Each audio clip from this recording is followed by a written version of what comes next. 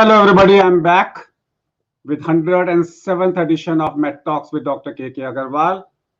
Greetings from Indian Medical Association and also Confederation of Medical Association of Asia and Oceania.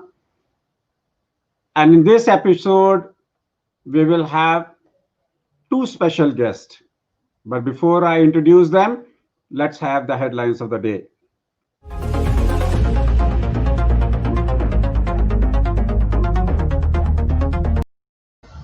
India's COVID-19 caseload went past 83 lakhs, while the number of recoveries surged to 76.56 lakh, pushing the national recovery rate to over 92%. Dr. Reddy's laboratory has won approval to conduct phase 3 clinical trials of a potential cancer drug that showed efficacy in COVID-19 patients during phase 2 trials called 2-deoxy-D-glucose oral powder will block the supply of glucose molecules to the cancer cells, and without glucose, these cells die. Europe risks being hit with further waves of coronavirus infection next year. The France Scientific Council has warned. Scientists have shown that there are multiple forms of the disease. The same different patients may present with different formats of COVID-19 as per a report published in journal Allergy. Now let's go to the subject of the day.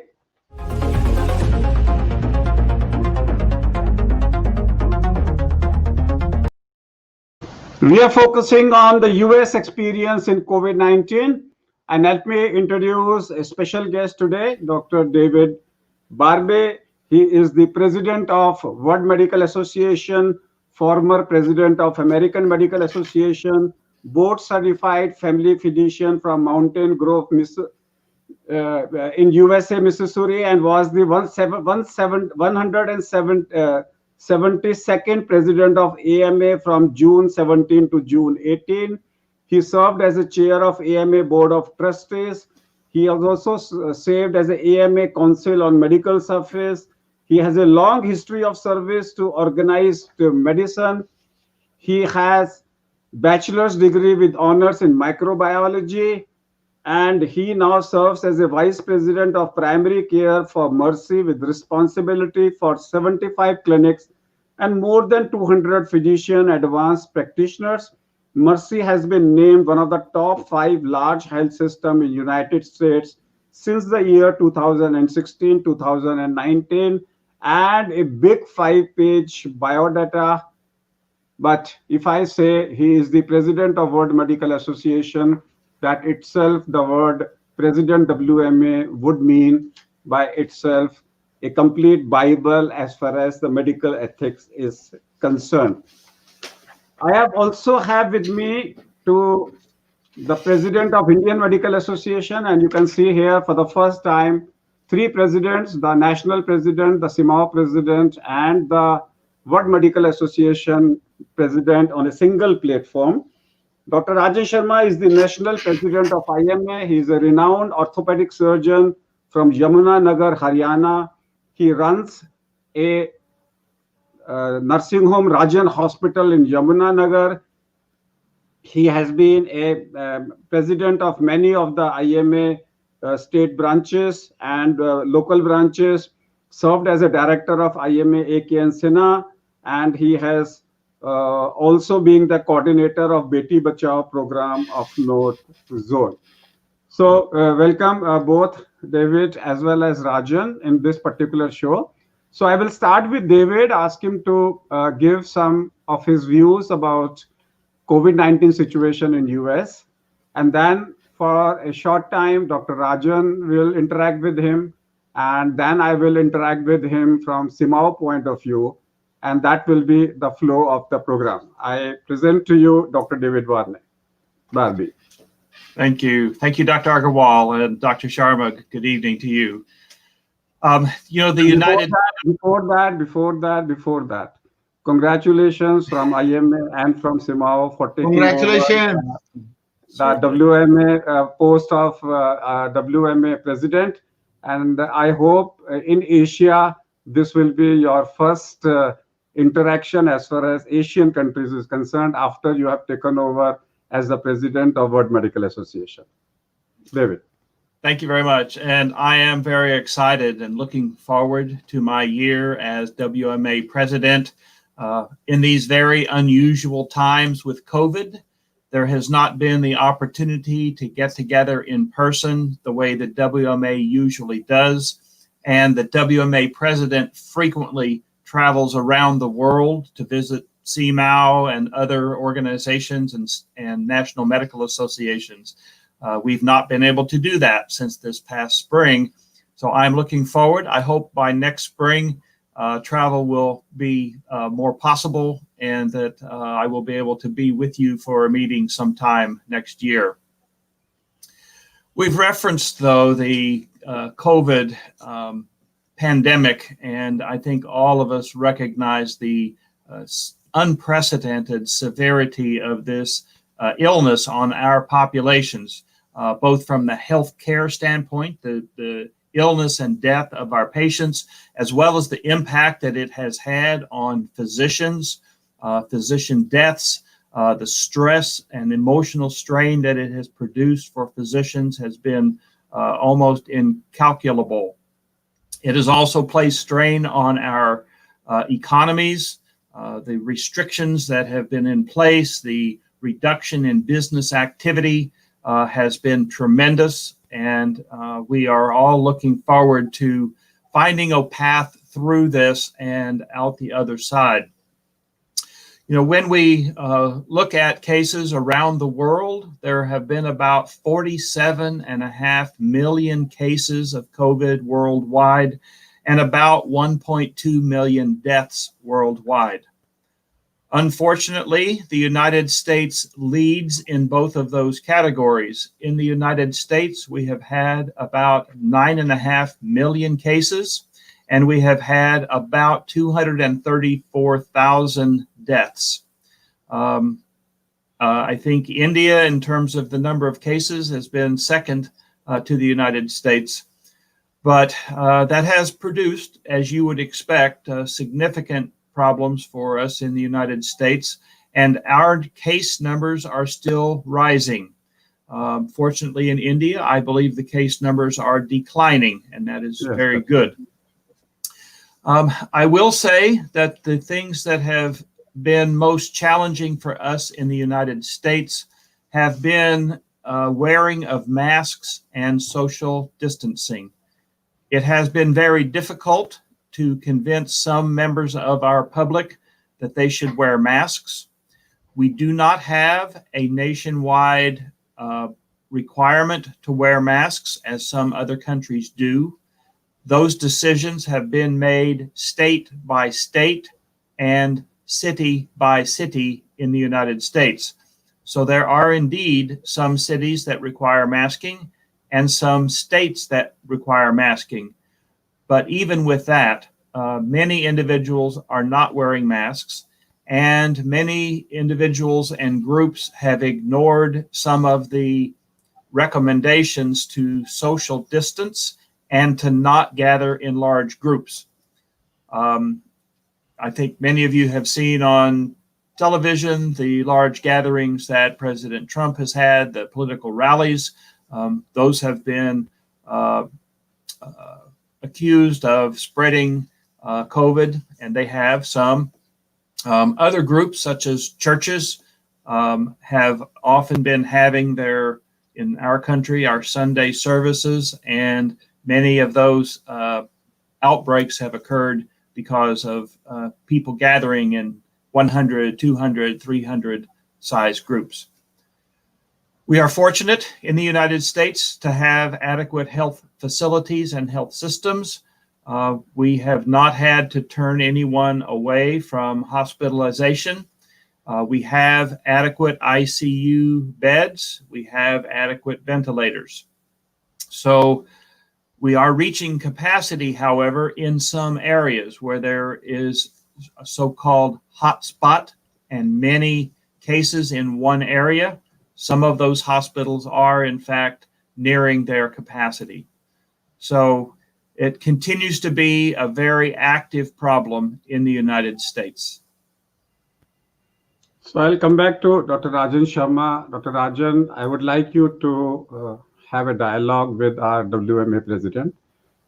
Specifically, two situations. One is the number of deaths of practicing doctors in India, and second is post-COVID violence. Dr. Rajan. Thank you, sir. Dr. KK, thank you, sir. First of all, heartiest congratulations, Dr. David, for taking over as WMA president, and hope to see you real time sometime next year once the things start stabilizing. See, I endorse your views, but India, for its population, has done remarkably well as far as management of COVID is concerned, and we have been able to manage things. The time period, the time lag between USA and India gave us ample time to prepare, whether it was PP production, PP kits, or ventilators, or creating ICU facilities. And then IMA, which represent the single and couple doctor setups and is participating in 70% of the healthcare needs of the country, working shoulder to shoulder with the government, has risen up to the occasion to provide affordable healthcare to our citizens in this times of crisis. When COVID struck us, we at IMA could understand that this is going to affect us and our safety. And that was the purpose that we started the COVID registry. While I am talking to you, I pay my homage to 628 of my colleagues whom we have lost to COVID, which IMA maintained this register and is continually updating it. Unfortunately, other organizations like the nurses, paramedical staff, police, or the dental surgeons, we don't have the data. They have to prepare it on their own. But this issue had been hammered again and again by IMA that we are losing people. And for anybody to understand, I always used to say the general practitioner is the first point of contact and is as out of 628, 340 are general practitioners. Because they are the ones, USA system is different, but in our system, they have small setups, clinics, nursing homes, 5-bed, 10-bed. They are your neighborhood friendly doctor, whom you just walk in and say, okay, fine, doctor, this is my problem. So many asymptomatic patients come up. And we have been stressing this point again and again. As if managing COVID was not enough. Suddenly we saw that violence being unleashed on us. People were not ready to accept death and the nature of the disease. From an unknown entity, which still it is, I believe, we have come to a fairly comfortable situation where we have remarkably brought down the death rate. Testing the entire population of 130 million is a big challenge. And so will be the vaccination. We may tout vaccination as our ultimate solution, but are we heading for a herd immunity? Zero surveillance in some states has reached 30%. And now we are also seeing, like you say, some states have different rules and regulations. Here, the government agencies are strictly implementing wearing of masks. But then again, people are flouting the norms. They think it is a scare which is being created. And that is why we are now entering the second wave or a third wave in some states. But luckily, doctors have become more aware of the management protocols. And I will be failing in my duty that Dr. KK Agarwal has been the COVID master of ceremonies for IMA and the country at large. From day one, we were together in Myanmar, and when the Chinese delegation was there, KK Agarwal was in Malaysia. He kept on harping, COVID is coming, COVID is coming. The Chinese, they didn't agree to it. But Sir stood his ground, and we have come out with such brilliant academic knowledge at IMA through his lecture series every Saturday and somehow meetings in the morning. So, with these things, violence and I would Dr. urge you, Dr. David sir, to maintain a COVID registry world over so that we should have the mortality rate of doctors. And also the violence against doctors, we have to take it at an international level. Thank you so much. David. All yours, David. Your views on the doctors losing their lives all across the world, with the 628 alone in India, and the violence. I just want to add one thing, Dr. KK sir. Dr. David, with your permission, please. Mhm. We at IMA have launched a dedicated fund to support the doctors who have lost their life. We have issued martyrs certificate also to them, that people who are deserving and have left standalone families unsupported, we'll be providing them financial help through a crowdfunding generated at IMA headquarters. Thank you so much. David. Yes, that is wonderful. You are providing excellent support and encouragement for your physicians, and I expect other healthcare providers as well. As both of you know, at the World Medical Association General Assembly last week, we had a moment of silence and we honored those physicians who've lost their lives in this COVID pandemic. We scrolled the names of as many as we knew on that screen during that meeting. So this is indeed a tragedy that those very physicians who are willing to serve and to go into harm's way know that some will contract COVID and that some will die. And I think that is a tribute to our profession, and therefore we should make it a tribute to those individual physicians that have become ill and have lost their lives.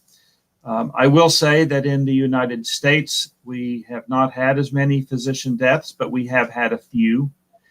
The other tragic part is that some of those deaths have been through suicide. Physicians facing the stress of going into the COVID ward day after day, and not only realizing that they're putting themselves at risk, but they see patients that they've cared for several days then die from the disease in spite of their best efforts. And that takes a terrible emotional toll on our colleagues and our friends, the physicians. So we need to continue to look for ways to help protect our physicians, both physically in the face of COVID, as well as emotionally, as they deal with these very difficult issues. In the last over 9 months, we at CIMAO had our first meeting on COVID on 18th of January, as Rajan has just said, and we had a meeting at Myanmar between Malaysia, Myanmar, Thailand, China, India, and all these countries we met, and we had the first meeting on COVID-19. And we had 30 weekly meetings of all CIMAO countries. Every Saturday, 9 o'clock, 9:30 in the morning, we meet. At least 7 to 8 countries participate every time. And we have been coming out with sharing our experiences of each country. And we have been coming out with lots of information. And along with IMA, we are coming out with CIMAO IMA guidelines, which are applicable to Pakistan and other neighboring countries. Just to tell a few, number one is we have identified that C-reactive protein in third world countries is the best predictor of mortality and death. We have come out with a number that if CRP is more than 10 at any time, the patient has pneumonia. We have come out with a number called CRP 10 in India. I don't know about other countries, number may differ. But in India, CRP of more than 10 is pneumonia. We have also come out that doctors are having a CT value much lower than non-doctors in RT-PCR. That means the viral load amongst doctors is much higher than amongst non-doctors. We have also found that those people who develop CRP more than 10 on third, fourth, or fifth day, and by third, fourth, and fifth day, if you crash that inflammation by giving early steroids, they behave better. That's what we are finding. Then what we are now doing is we are working on IL-6, IL-1 beta, IL-8, and IL-18. We have gone deep into what cytokine produces what symptoms. And depending upon that symptom, say for example, if the fever is predominant, and we know fever is IL-1 beta, and we know IL-1 beta specifically gets bounded by colchicine.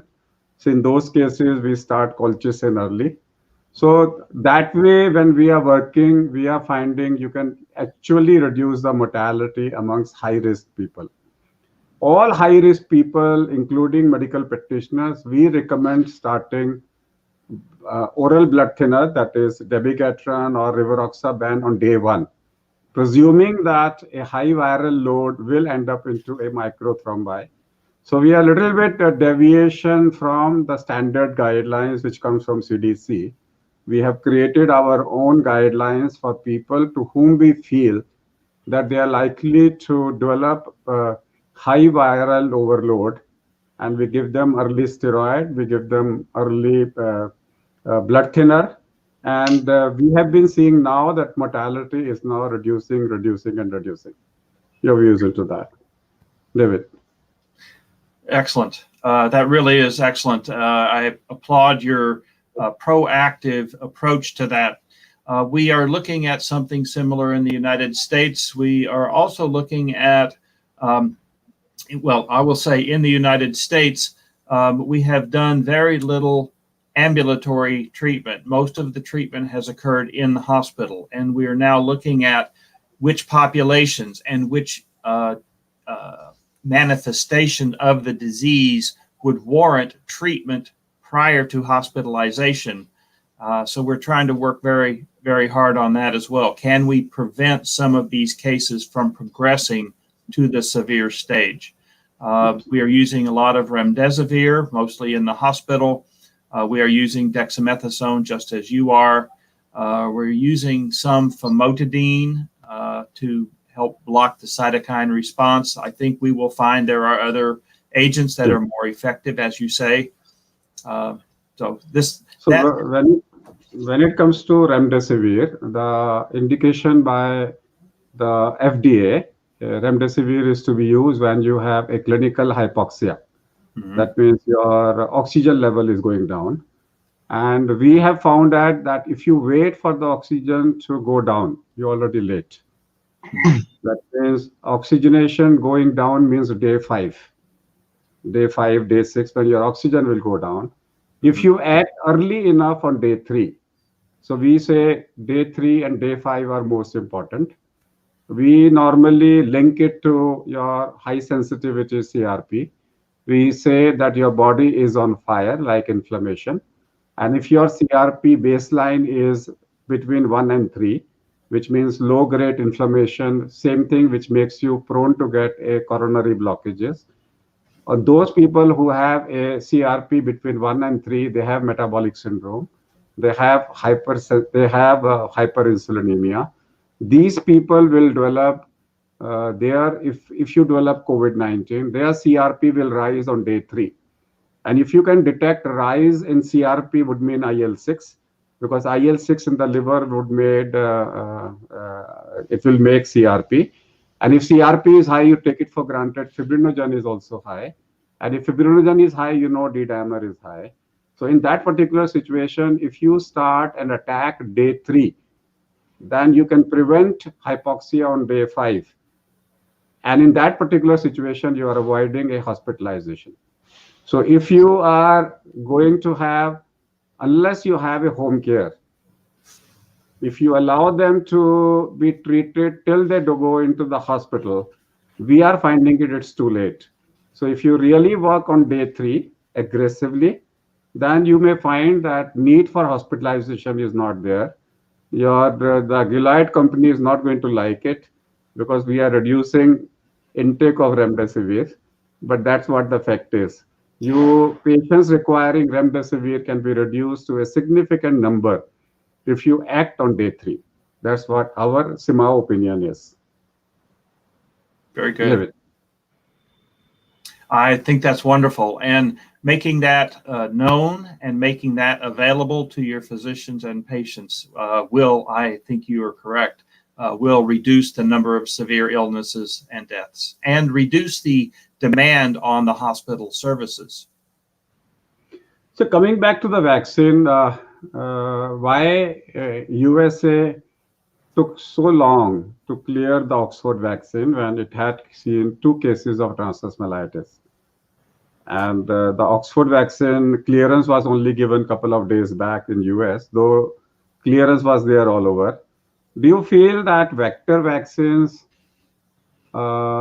using either a human adenovirus 26 or 5 or using a chimpanzee viruses may not be safe over a long period of time? So the United States has invested a great deal of money in some of the pharmaceutical manufacturers. And we believe that we will see a vaccine. I think, as you suggested, many of us feel that it will probably be 50% effective. If we get more than that, that would be good. But this is not going to be a 100% effective vaccine. It just isn't because of the pathogen we're dealing with. But even if we can provide some immunity, even if it's temporary, to half of the individuals that get the vaccine, that should begin to get us closer. Number one, it will reduce the number of cases, and number two, get us a little bit closer to the herd immunity concept. It takes more than that, of course. It takes more than 50% of the population to confer herd immunity, but still, if we can reduce the severity or the frequency of the disease, that will be a good step. I believe we will have something probably after the first of the year. Some people say before the end of the year. We will see. Do you think that killed vaccine, when we use, we just take a virus, kill it, and we have lots of examples of killed vaccine? They will be much safer, but their efficacy, we don't know. They may require multiple doses. And that's what China did. And China used a killed vaccine, 2 of its killed vaccine. They have vaccinated all healthcare workers and all of their military people. And 3 months are over. So they have shown that killed vaccines are efficacious. Don't you think that the world over people should work, because they are very easy to make? You don't require, even phase 3 may not be required in a killed vaccine because side effects are going to be nil. Efficacy is questionable.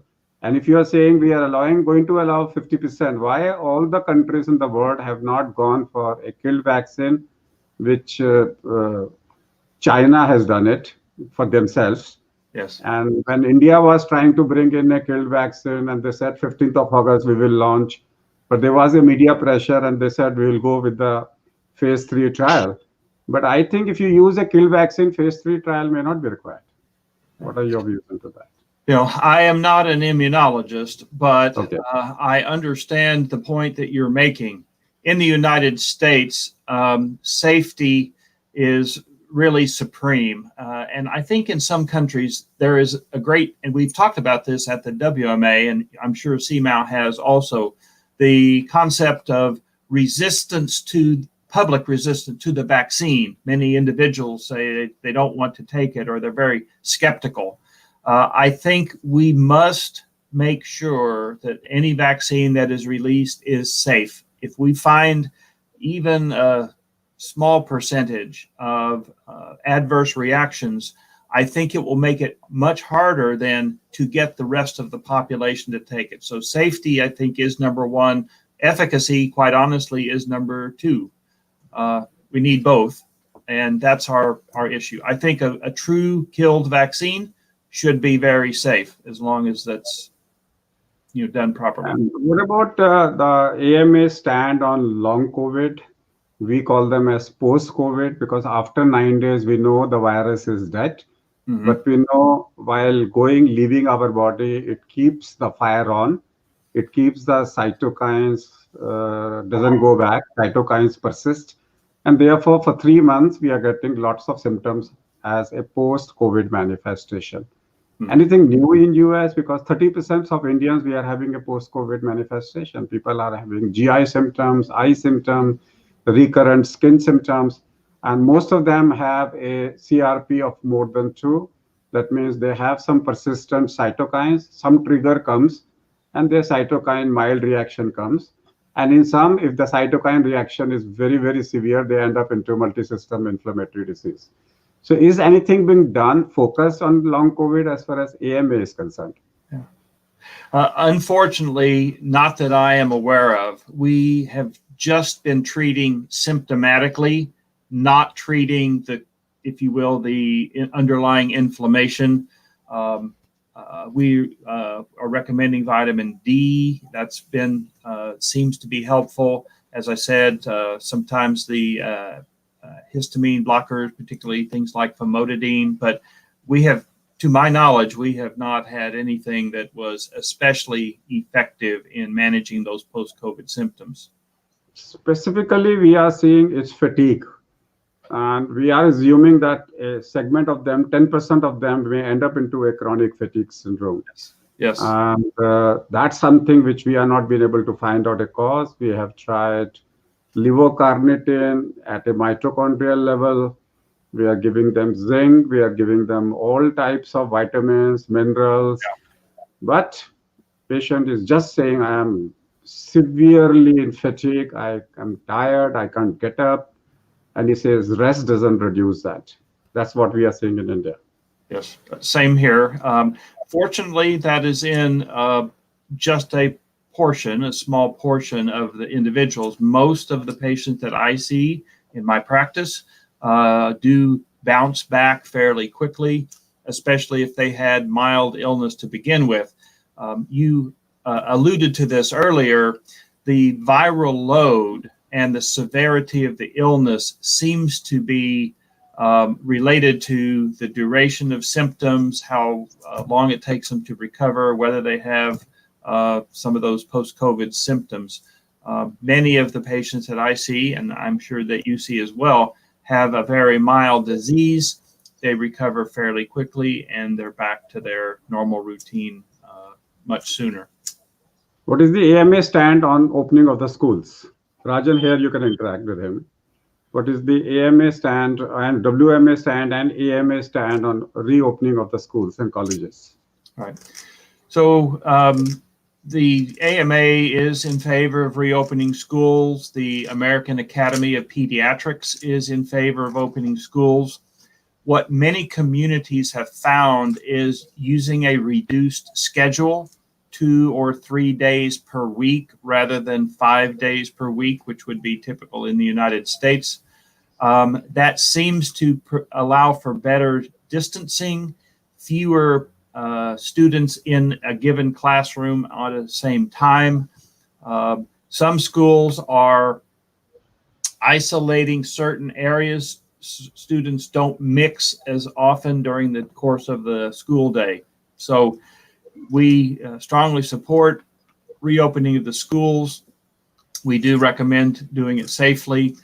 We encourage masks. Most schools require masks for the teachers, not necessarily the students, except for the upper grades. The upper grade students, high school students, probably in most cases should be treated as adults from the masking standpoint.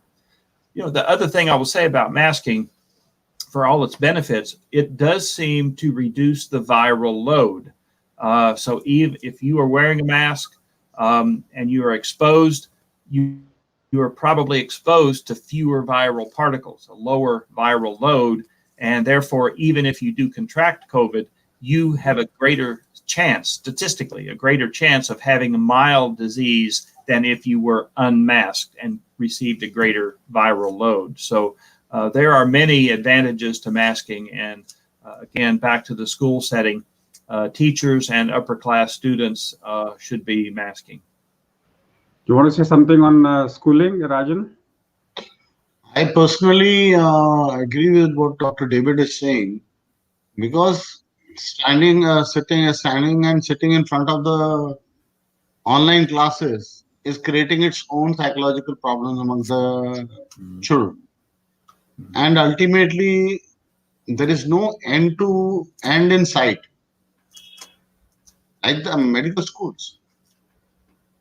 When you are in war, you cannot close the army schools.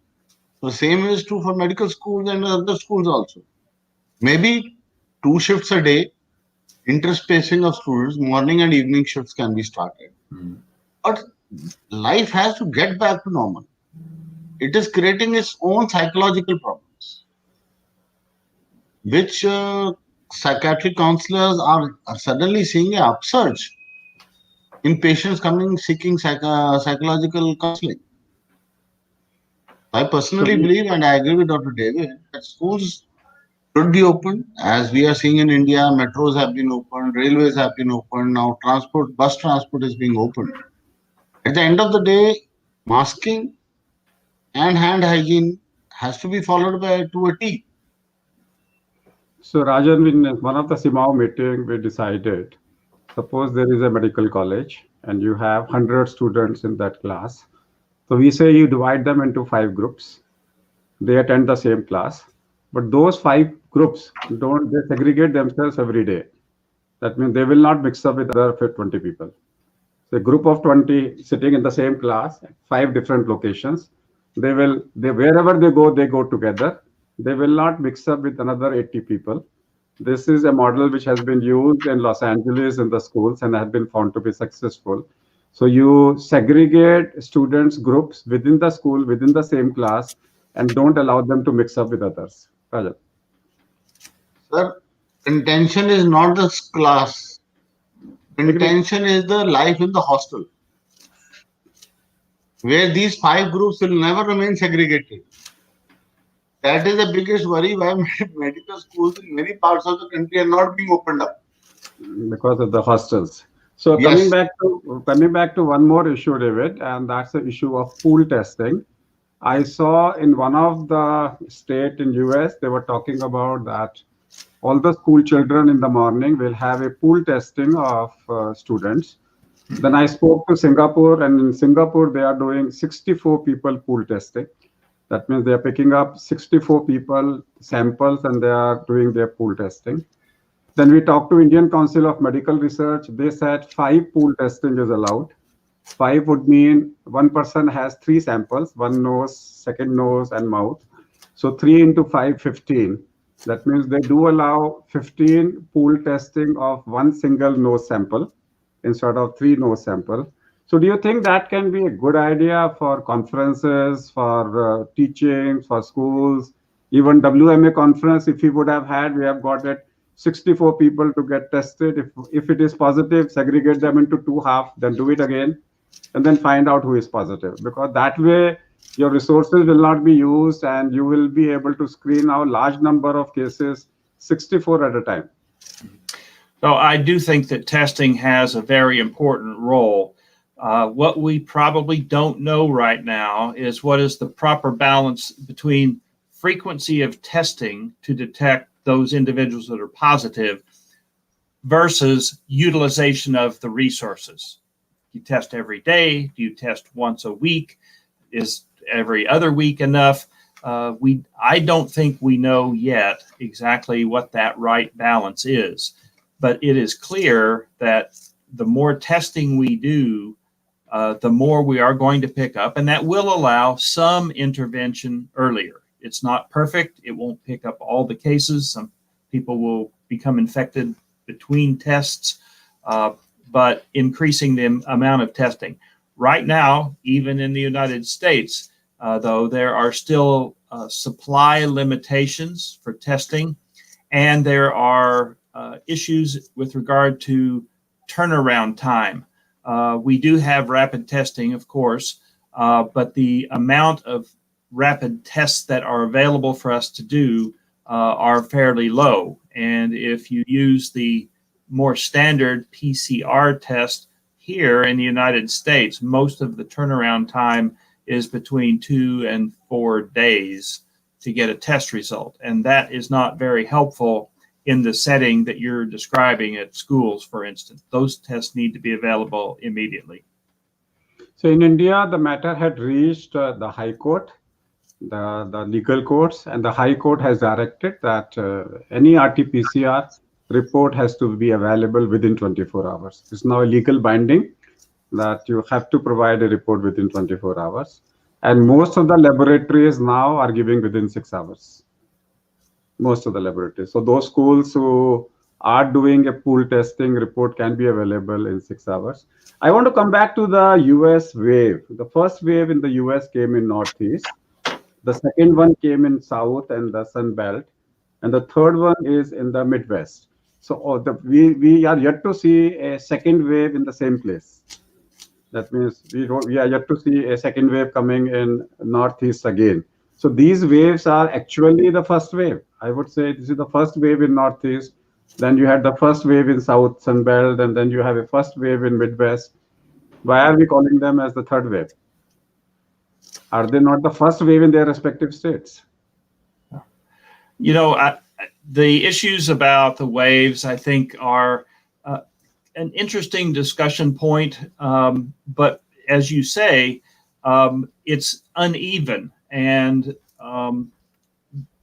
we had what I would call the second wave this summer when, after things were shut down and locked down, then we had kind of a resurgence when things began to open up in the summer. I also think we had a false belief that in the warmer weather that we would see less spread of the virus, and that was not the case. At least the social interactions overwhelmed any potential benefit of the warm weather. So we saw that kind of second wave. I agree that we've now, I think we're just still in a wave. I don't know if it's a second wave or the third wave, but as you say, it erupts in hot spots, and then those settle down some, I think in part because people realize it, then they get more cautious. They wear the mask, they social distance, they quit gathering, and then that allows that hot spot to settle down and flares up someplace else where they're less compulsive about doing the things that we know to do, including hand washing. So I think that I want to come back to an important observation, and that's China and Taiwan. I'm not even talking about Singapore and Hong Kong, where we did see some resurges.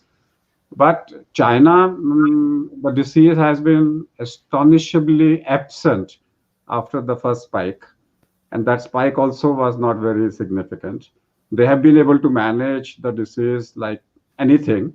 Even Taiwan, what can be the reason why China belongs to Asia? In Asia, everywhere we have seen surges. We have seen surges. The only surge we have not seen is in China and Taiwan. Taiwan mortality is less than 20. And China, after the first wave, they have been able to control it like anything. Is there one of the reason can be that they have a vaccine for their population, which they have not yet declared for the other countries, and they are giving vaccinations to all of their population.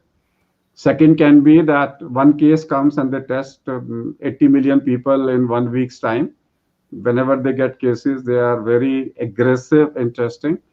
Whatever may be the reason, I think China model is something which can give us a lot of answers to the unknown questions of COVID-19. What are your views there?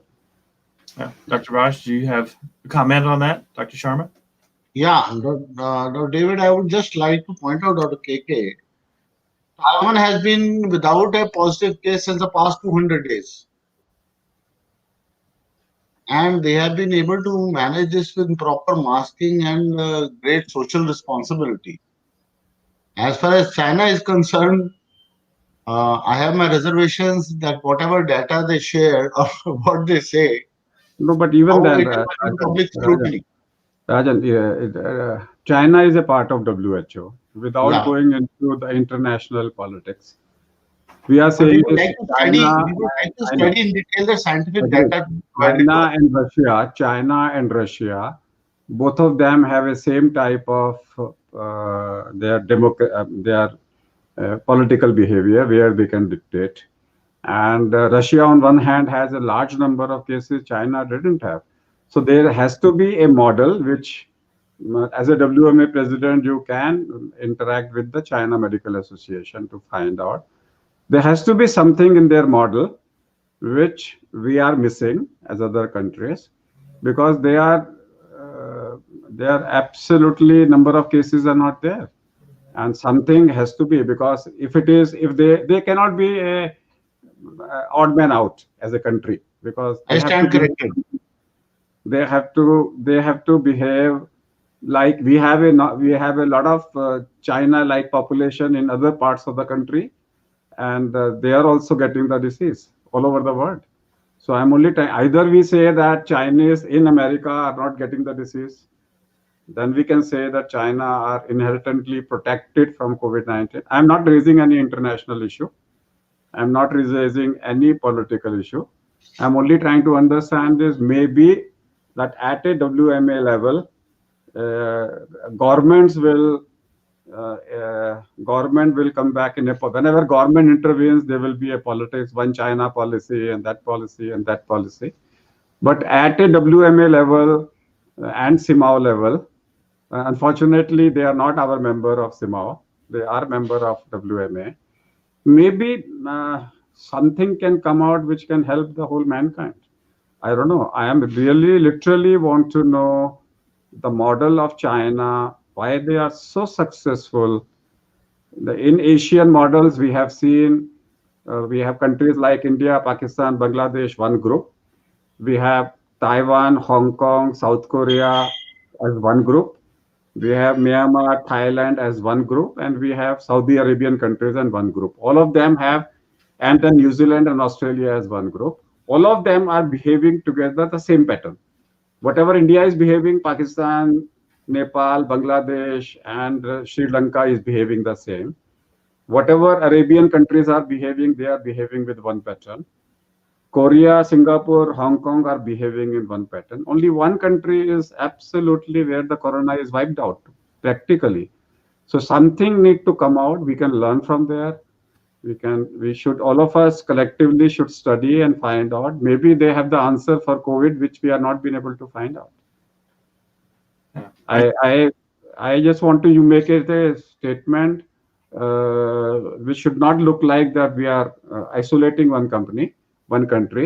But I'm impressed with China, the way they have protected their nation, the way they have done a research, the way they have come out with a vaccine. I appreciate their services, but their services are not available to any other country.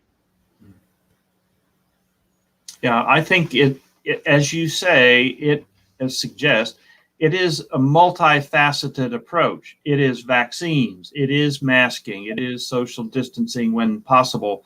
I do think that the Asian countries, because of their experience in the past with things like SARS, are more inclined and more ready to do those things that are necessary to prevent transmission of the virus. I think that is a significant part. It is probably not the only part, but I think that's much different in the West, in the United States, and even in Europe. We don't see that level of engagement by the population in doing those things that will reduce transmission. And as you say, we are not yet using any vaccine. So anything what you want to add, Rajan? Uh, I also would agree that as a point well taken, as pointed out by you, that they follow rules, Hmm. which unfortunately many of us don't do. So Rajan, if that the will data, not work alone. Rajan, that will not work alone because Russia also has the same type of ruling. And Singapore, Hong Kong, see, the rules will come much more in Saudi Arabian countries. They cut your hand if you speak a lie. If you touch, if you do I an don't know, e-ticket, sir, I if am you do a too drug, they naive cut for your that, hand. but I would definitely That like to study and get scientific amount of data. fear, amount of fear the Saudi Arabian countries have, you cannot have it in China. China still is a democratic country.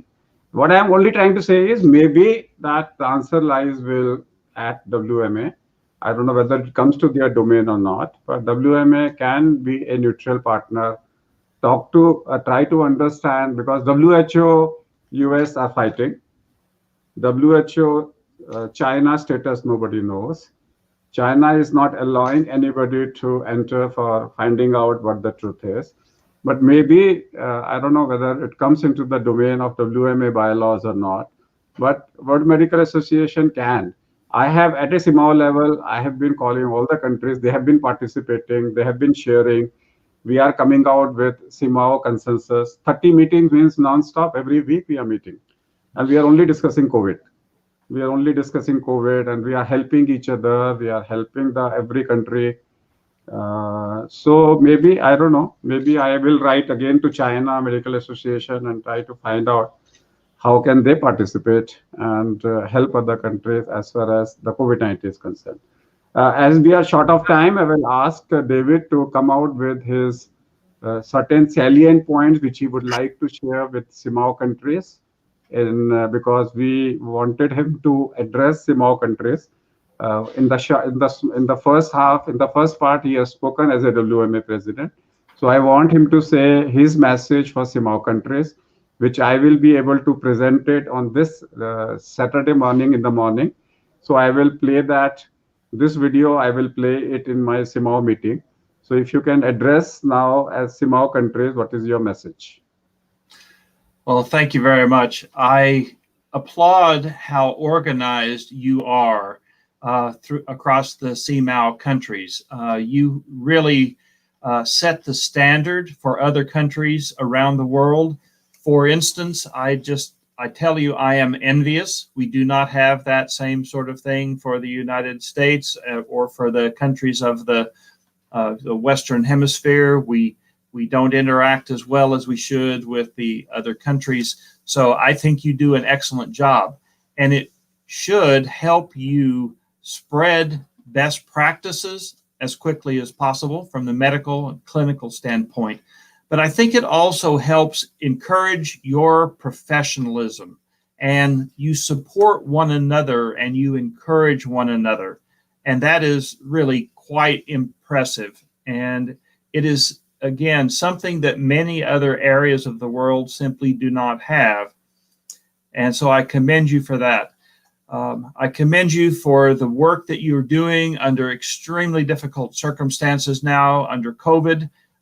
Our profession is hard enough under the best circumstances. We face challenges all the time, clinical challenges, infrastructure challenges, the health inequities and health disparities in our country. And now these have all been magnified by COVID.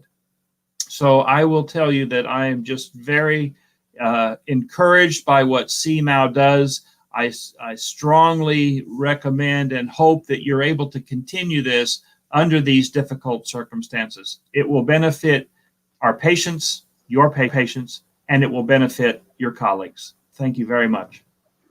Thank you, David, for your very nice comments for us at India as well as for CIMAO. I thank you for joining us today. At any time during your presidentship, you need us. We are there a click away, because now we don't have to travel a long distance to come and meet you. We'll say, nowadays our language is, how are you? I said a click away. You just click and we are there. So thank you very much for being here with us and interacting with us. We will send this video and interaction to all our medical fraternity. Would also request the IMA president to send this video officially to all the IMA members as a official activity of IMA. This will be Thank you. official activity of CIMAO also. Hopefully, this also will be an official activity of WMA. And this will be like for the first time, a CIMAO president and a WMA president and a country president is participating with each other with that.